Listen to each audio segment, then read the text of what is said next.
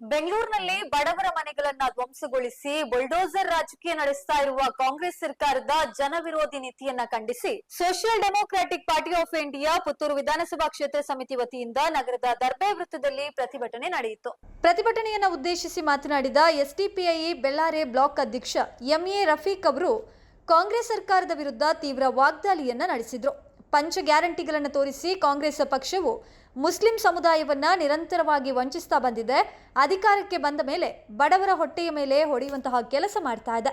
ಬೆಂಗಳೂರಿನಲ್ಲಿ ಬಡವರ ಆಸರೆಯಾಗಿದ್ದ ಮನೆಗಳನ್ನ ದಾರಾಶಾಹಿಗೊಳಿಸುವ ಮೂಲಕ ಸರ್ಕಾರವು ಸರ್ವಾಧಿಕಾರಿ ಧೋರಣೆಯನ್ನ ಪ್ರದರ್ಶಿಸ್ತಾ ಇದೆ ಎಂದು ಅವರು ಗುಡುಗಿದ್ರು. ಪ್ರತಿಭಟನೆಯಲ್ಲಿ ಎಸ್ಡಿಪಿಐ ಪುತ್ತೂರು ವಿಧಾನಸಭಾ ಕ್ಷೇತ್ರ ಸಮಿತಿ ಅಧ್ಯಕ್ಷರಾದ ಅಶ್ರಫ್ ಬಾವು, ಉಪಾಧ್ಯಕ್ಷರಾದ ಸುಲೈಮಾನ್ ಬಿಕೆ, ಕೋಶಾಧಿಕಾರಿ ಎಂಎಚ್ ಸದ್ದಾಮೂರ ಉಪಸ್ಥಿತರಿದ್ದರು. ಅಲ್ಲದೆ ಎಸ್ಡಿಪಿಐ ವಿಟ್ಲ ಬ್ಲಾಕ್ ಅಧ್ಯಕ್ಷ ಕಮರುದ್ದೀನ್ ಪುನಚ್ಚ, ಕಬಕ ಬ್ಲಾಕ್ ಅಧ್ಯಕ್ಷ ಸಿದ್ದಿಕ್ ಉರಿಮಚಲು, ಪುತ್ತೂರು ನಗರ ಸಮಿತಿ ಉಪಾಧ್ಯಕ್ಷ ಶಮೀರ್ ನಾಚುಕು ಹಾಗೂ ಇತರ ಪದಾಧಿಕಾರಿಗಳು ಮತ್ತು ಕಾರ್ಯಕರ್ತರು ಪಾಲ್ಗೊಂಡು ಸರ್ಕಾರದ ವಿರುದ್ಧ ಘೋಷಣೆಗಳನ್ನು ಕೂಗಿದ್ರು.